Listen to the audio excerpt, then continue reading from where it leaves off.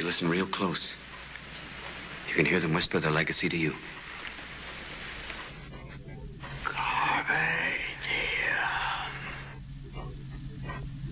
Seize the day, boys. Make your lives extraordinary. Thank you, Mr. Pitts. You know, it gives you chills just to look back at some of his work this morning, doesn't it? Yeah. This morning we continue to remember a Hollywood legend, Academy Award-winning actor Robin Williams. He died at his home in California yesterday after an apparent suicide. So this morning we thought we would talk to you about how people can get support when it comes to mental health issues, and as well as bring awareness to prevent suicides. So joining us right now is Ranus, Program Manager at the Austin chapter of the National Alliance on Mental Illness. Thank you so much for joining us this morning. You're very welcome. And it's important to talk about not only Robin Williams' death, his suicide, but just important to bring awareness to the issue and how, if you're suffering from something like this, how you can get help and how you can talk to somebody maybe about something like this. What are some of the challenges when it comes to talking about this? I think you sort of named it. One of the most challenging parts of addressing someone who you're concerned about is knowing what to do. People know that the resources are out there and that there's help. They just don't know how to do or what to do if you have someone in your life that you're concerned about. And the tendency in our culture is not to say anything at all, to sort of tiptoe around the issue.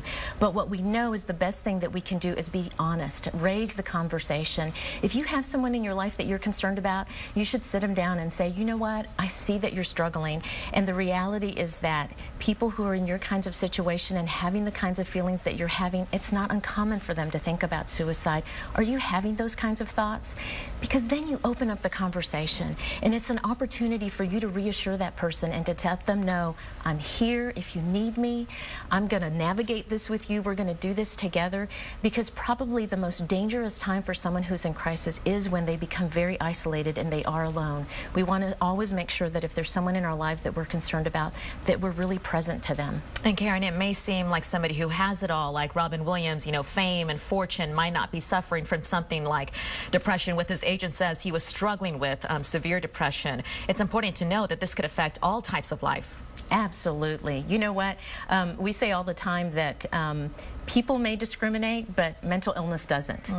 There's a great deal, again, of shame and stigma around depression, but the reality is that it is a very serious medical condition.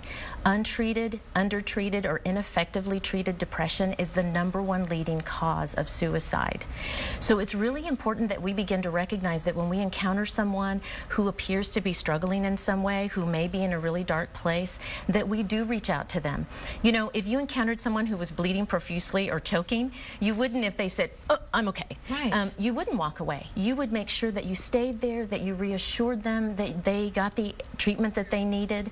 And that's what we need to do when we encounter someone who we think may be struggling in some kind of way, who may be in a really dark place. And we know it when we see it. I think we sense if there's someone close to us when they may need help. Right. And just doing that, talking to them, starting that conversation might save you some of the guilt that you may not feel or feel afterwards, you know, something happens. Absolutely. And I think it's also important to remember that because depression is a serious medical condition, like any serious medical condition, is you are caring for and loving someone who is struggling and who is depressed, you need to take good care of yourself as well. One of the things that NAMI Austin does is provide some great classes that families and people who are the support system for someone who's dealing with serious medical... I think we're having troubles with your microphone right now, Karen, but the symposium, you mentioned that, so I want to let our viewers know about the symposium that's happening, which you are on your way to this morning, because some of the best minds are getting together to work on suicide prevention here in Central Texas. They call it the Texas Suicide Prevention Symposium over at San Marcos, the Convention Center. That's going to start at 10:30.